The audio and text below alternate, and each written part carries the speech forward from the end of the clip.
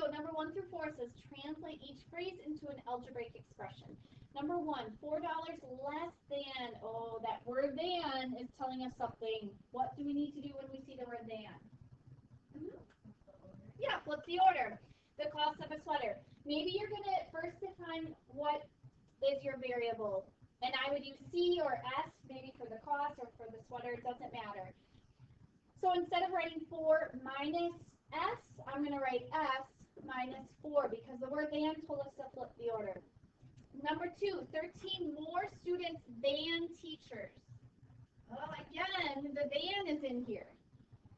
What is more than? Is that add, subtract, multiply, or divide? Who knows? Yeah. Add. And the word than tells us to do what? Flip the order. So we need to define our variable. We could say T for teachers, X if you want to. That's fine. So X plus 13. Again, we flipped our order because the word than was in there. Money earned babysitting at $10 per hour. Ooh, what does that mean? What if you wanted to know, no matter how many, you don't know how many hours you're going to work, but you know you'll get paid $10. So what would you write? 10 times the variable? Yeah, 10 times the variable. So 10. Now, again, you have to write the number in front of the variable with multiplying. Could you have a dot? Yes. However, most people would just simply write it this way. Number 4, 30 pencils divided among some students. So we don't know the students. How would you write that? 30 divided by S. Good. You could write it this way, or you could write 30 divided by S. This way. Both ways work. Next, 8 and 9, we need to evaluate each expression if G equals 7, H equals 10, and J equals 5. Let's plug them in and rewrite them. So my expectation is on your assignment, you don't have to write number 8 out. However, your new problem you're going to write out is 22 minus 3, and J is 5. So does it become 35? No. What do we need to do between the 3 and the 5? Yes. Can I just put parentheses like that? Sure, perfect. And we're representing it as multiplication. Following order of operations, what should I do first up here? Yep. Multiply 3 by 5 and just 15. Good. Then subtract. What is 22 minus 15 then? 7. 7. Good. So your answer is 7 there. And number 9.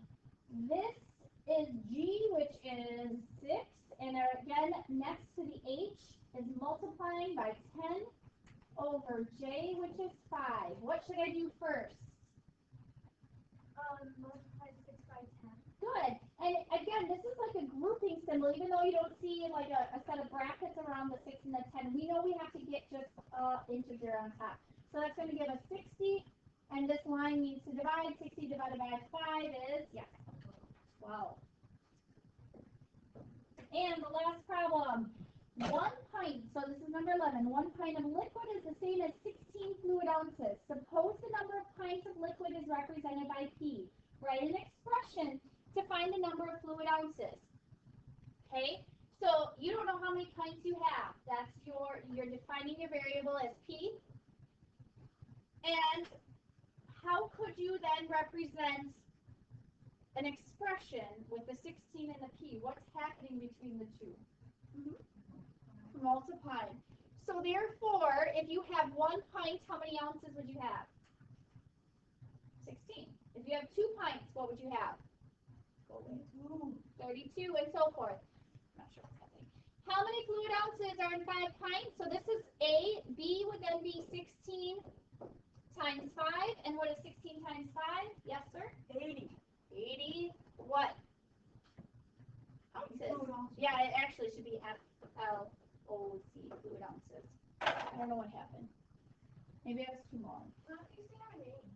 I don't want to say your names online. Why not? Say Zach Maslow with the answer. Watch, it's probably still recording somewhere and I don't know where it is. Oh yeah, Zach Maslow with the answer. Oh,